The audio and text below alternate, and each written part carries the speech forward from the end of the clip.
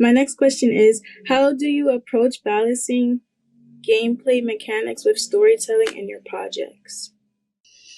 That's a really difficult one. That's maybe like creatively, that's usually one of our biggest challenges. We start by working on those things a little bit in isolation of like, we'll have a concept for a game. Like, what is this game about? With The Last of Us, it's about the bond between these two characters and how can we create these scenarios that make you feel the different facets and different moments in time of this relationship. As it starts from two characters that don't like each other all the way to the end of the game where they're willing to do everything to any sort of sacrifice you could think of to protect each other.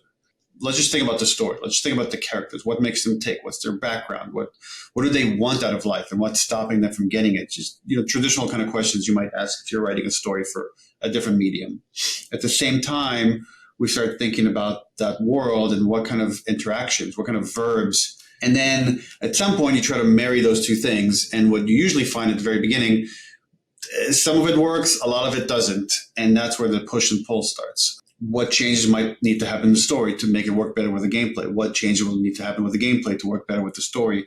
And it's this constant jumping back and forth until things start clicking. And often it's through that work of trying to make these things happen, we'll come up with new ideas. One of the values we have at Naughty Dog is that we know our first pass is never our best. Usually we got to get to like pass 7 or 8 when we start getting kind of unique ideas and things are starting to sing. So we know, again, that the first collision we have between these two forces is going to have a lot of issues, a lot of problems.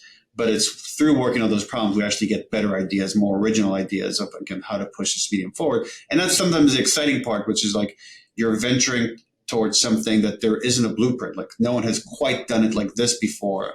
So it feels dangerous, it feels risky, but it also feels like you're doing something worthwhile because you're pushing the medium forward in some interesting way.